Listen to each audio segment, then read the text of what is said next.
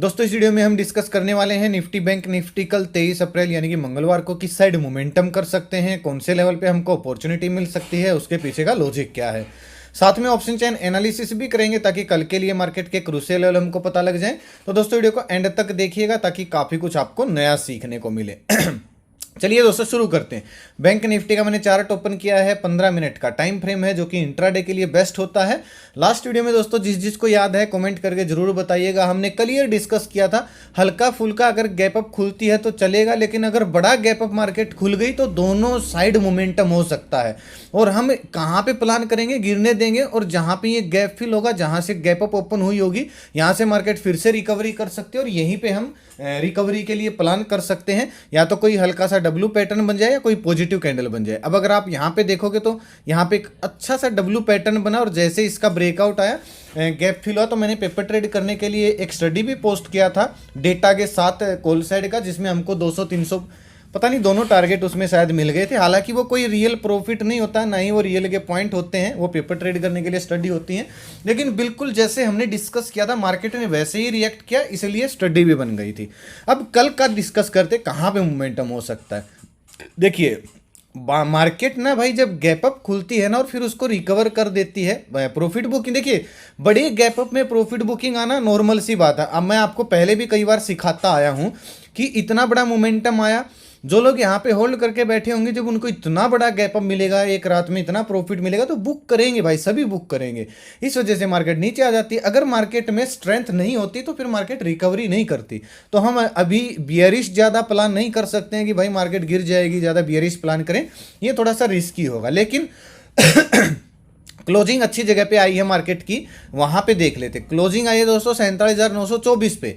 48,000 का लेवल अभी भी साइकोलॉजिकल लेवल है और बहुत अच्छा ब्रेकआउट पॉइंट भी है 48,000 का लेवल। तो अगर बैंक निफ्टी फ्लैट खुलती है, फ्लैट खुलने के बाद 48,000 के ऊपर निकल के अगर कोई प्राइस एक्शन बना देती है तो अगला टारगेट हमको 48,450, 500, 600, ये मोमेंटम भी, यहाँ तक भी हमको मोमेंटम देखने को मिल सकता है।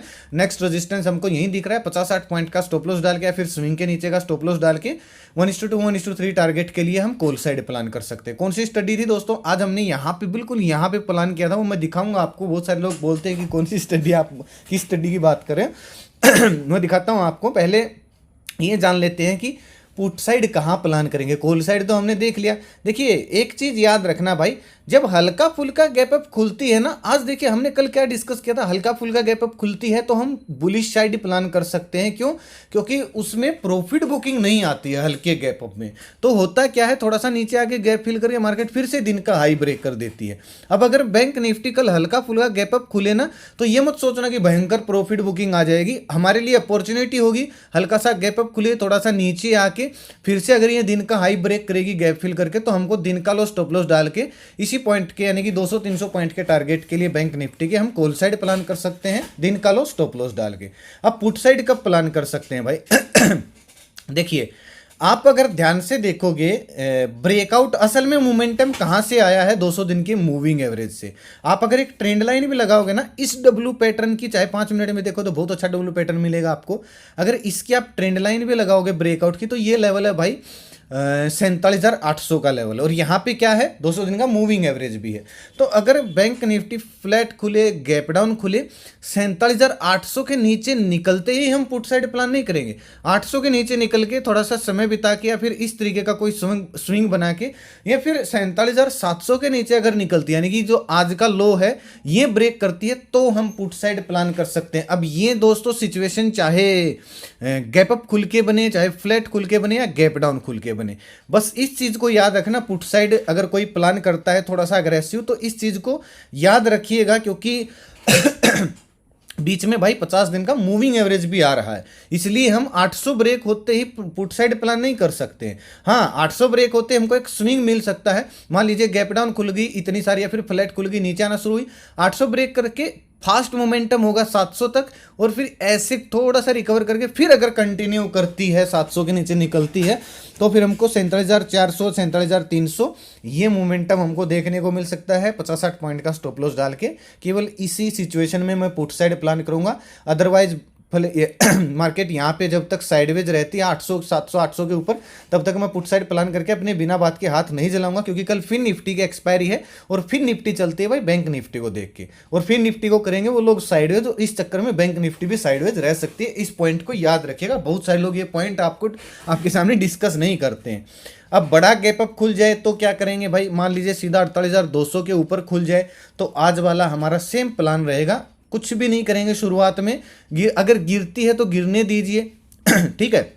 यहाँ पे जहाँ पे गैप फिल होगा, यहाँ पे कोई डब्ल्यू पैटर्न बने या यहाँ पे कोई बुलिश कैंडल बने, दोनों सिचुएशन में आज की तरह हम यहाँ से रिकवरी प्लान कर सकते हैं दिन का लो स्टॉप लॉस डाल के, और अगर गैप अप खुल के ऊपर भागना शुरू करते तो भागने दीजिए। फिर जो ये 48,600 500 इसके बीच में या तो कोई नेगेटिव कैंडल बने या फिर यहाँ पे कोई एम पैटर्न बन जाए इस तरीके का, यहाँ पे हम क्या करेंगे, प्रॉफिट बुकिंग यानी कि पुट साइड हम वापस से प्लान कर सकते हैं, क्योंकि जब बड़ा गैप अप खुलता है तो दोनों साइड मोमेंटम आने के चांस ज़्यादा होते हैं। तो आशा करता हूं कि आपने सारे पॉइंट नोट कर लिए होंगे। अब निफ्टी को देखें, निफ्टी में मैं दोस्तों इसलिए नहीं गया क्योंकि निफ्टी दोबारा से सेलिंग एरिया को रेस्पेक्ट कर रही थी, बैंक निफ्टी नहीं कर रही थी। हालांकि निफ्टी का डेटा बाद में पॉजिटिव हो गया था, लेकिन निफ्टी के डेटा में बैंक निफ्टी के डेटा में सुधार था। मैं आपको दिखाता हूँ, आप सुबह का मैसेज देखे, फिर मैंने ना 10 साढ़े 10 बजे के आसपास, जब भाई बिना बात के हाथ जला रहे, कुछ लोग बोलते हैं 9 बजे ये मोमेंटम आए, भाई कुछ नहीं है, 1 घंटे तक कुछ मत किया करो ट्रैप होता है, आधे घंटे तक तो बिल्कुल भी मत किया करो। देखिए फिर मैंने क्या अपडेट किया, निफ्टी और बैंक निफ्टी दोनों का डेटा नेगेटिव बना हुआ है, ठीक है, लेकिन गैप भरने वाला है, दोनों इंडेक्स सपोर्ट पर है। अगर कोई साइन मिला तो रिकवरी भी आ सकती है।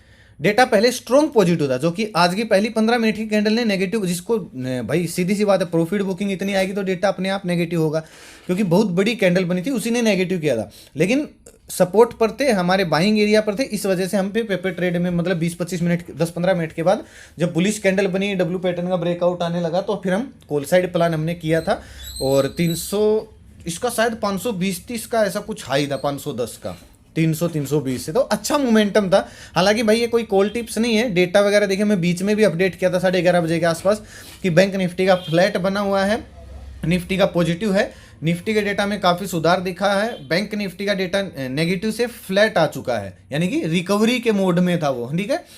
तो इसी वजह से हमने पॉइंट्स निकाले थे, क्योंकि रिकवरी आ रही थी बैंक निफ्टी के डेटा में, जो कि काफ़ी पहले नेगेटिव हो गया था पहली 15 मिनट की कैंडल के बाद। ये दोस्तों यहाँ पे ना मैं कुछ ना कुछ पोस्ट करता हूँ जो कि मेरे से बन पड़ता है, मान लीजिए डेटा पॉजिटिव है, नेगेटिव है, किस साइड मोमेंटम हो सकता है, मेरा व्यू क्या बोलता है, बाइंग सेलिंग एरिया कहाँ है, सुबह का व्यू क्या है, ये मैं फ्री ऑफ कॉस्ट यहाँ पे जो लोग मुझे प्यार करते हैं भाई उनके लिए मैं पोस्ट करता रहता हूँ। इससे लोगों को काफ़ी हेल्प मिलती है, आप जाके ज्वाइन कर सकते हैं इस चैनल को, लेकिन याद रखना ज्वाइन करना ओरिजिनल चैनल को, क्योंकि इस लोगों से, इस नाम से बहुत सारे फ्रॉड चैनल आपको मिलेंगे। भाई यार थोड़ी सी खांसी सी हो रखी है, गला सा खराब है, तो इग्नोर कीजिएगा उस चीज़ को, ठीक है। क्योंकि दोस्तों अगर आप सर्च करोगे ना, इस लोगों से, इस नाम से बहुत सारे फ्रॉड चैनल मिलेंगे, उनके सब्सक्राइबर आपको हमसे 3-4 गुना ज़्यादा दिख सकते हैं, लेकिन वो फेक सब्सक्राइबर हैं, बोट सब्सक्राइबर है। ओरिजिनल चैनल का लिंक आपको वीडियो के डिस्क्रिप्शन में या फिर कमेंट में पिन कर दूंगा, वहीं पे मिलेंगे।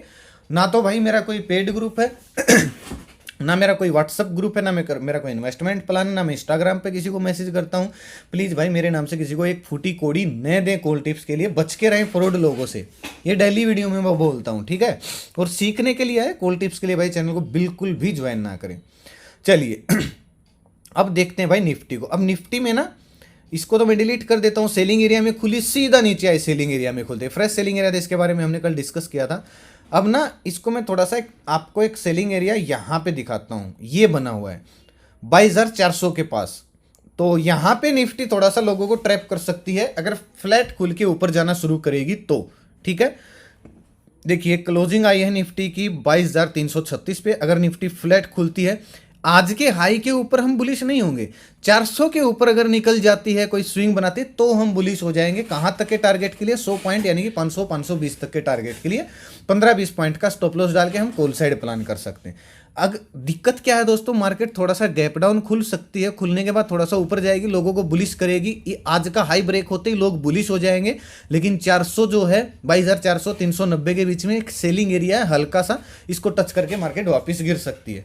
तो यहाँ पे बुलिश मत होना, चाहे हल्की सी गैप डाउन खुले चाहे फ्लैट खुले, जब तक 400 के ऊपर निकल के स्विंग नहीं बना देती तब तक हम बुलिश नहीं होंगे।